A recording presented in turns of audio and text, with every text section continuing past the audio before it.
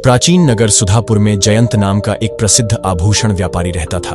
उसकी बुद्धिमानी और सेवा भावना के कारण राजा और प्रजा दोनों ही उससे प्रसन्न रहते थे। कुछ समय बाद जयंत की पुत्री के विवाह का शुभ अवसर आया। उसने नगर के सभी नागरिकों और राज्य के अधिकारियों को ससम्मान आमंत्रित किया। विवाह समारोह में उसने सभी को आदरपूर्वक भोजन कराया और वस्त्र व उपहार देकर सम्मानित किया। यहाँ तक कि उसने राज्य परिवार को भी विशेष रूप से आमंत्रित कर उनका भव्य स्वागत किया। राजा के सेवकों में एक चंद्रक नाम का सेवक था जो महल की सफाई का कार्य करता था। वह भी राजा के साथ दावत में शामिल हुआ, मगर उत्साह और आनंद में वह उच्च पदस्थ अतिथियों के लिए रखे गए सिंहासन पर जा बैठा।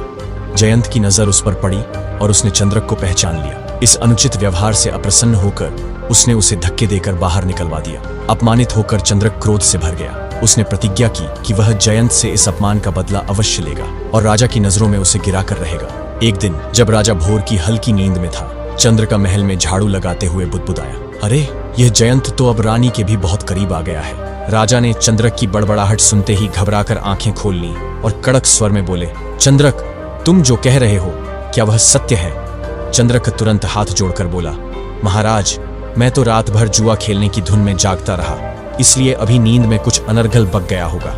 मुझे याद भी नहीं कि मैंने क्या कहा। चंद्रक तो बात टाल कर निकल गया, लेकिन राजा के मन में शक की आग भड़क उठी। वह सोचने लगा, चंद्रक और जयंत दोनों महल में बेरोक टोक आते जाते हैं। हो सकता है कि चंद्रक ने सच में जयंत को रानी के समीप देखा हो, तभी ऐसी बात उसके मुंह से निकली। वैसे भी स्त्रियों के मन की गहराइयों को समझना अत्यंत कठिन है। कौन जानता है रानी के मन में किसके लिए अनुराग हो। राजा का मन शंकाओं में घिरने लगा और वह भीतर ही भीतर जयंत से अप्रसन्न हो गया। जल्द ही उसने आदेश दे दिया कि जयंत का महल में प्रवेश पूर्ण रूप से निषिद्ध कर दिया जाए। जब जयंत को यह समाचार मिला तो वह स्तब्ध रह गया। वह सोचने लगा, मैंने न तो राजा का न ही उनके परिवार का कभी अहित किया है, फिर ऐसा क्या हो गया कि राजा मुझसे कुपित हो गए। कुछ दिन बाद जयंत महल में अपनी बात स्पष्ट करने पहुंचा, लेकिन द्वारपालों ने उसे प्रवेश करने से रोक दिया। यह देख पास ही खड़े चंद्रक ने व्यंग्य से हंसते हुए कहा, अरे इन्हें क्यों रोकते हो? महाराज तो इन पर विशेष कृपा रखते हैं, कहीं ऐसा ना हो कि तुम भी धक्के देकर निकाल दिए जाओ। चंद्रक की कटाक्ष भरी बात सुनकर जयंत को तुरंत समझ आ गया कि राजा को भड़काने वाला यही है। उसने सोचा, जिस व्यक्ति की सेवा में कोई नौकर लगा हो, चाहे वह कितना ही मंद बुद्धि क्यों ना हो, लोग उसे सम्मान अवश्य देते हैं। घर लौटकर जयंत ने ठंडे दिमाग से विचार किया और चंद्रक को बुलवाकर आदरपूर्वक धोती और उत्तरीय भेंट की।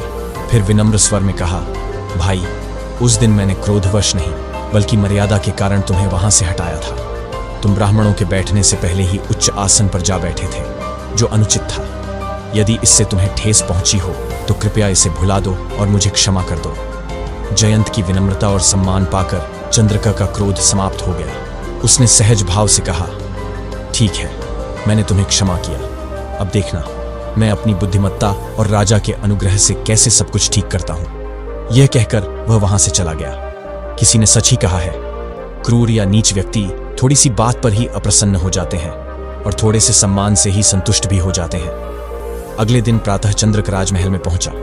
जब उसने देखा कि राजा अर्धनिद्रा में है तो वह उनके निकट झाड़ू लगाते हुए धीमे से बड़बड़ाया, हमारा राजा कितना अज्ञानी है जो मल त्याग करते समय भी ककड़ी खाता है।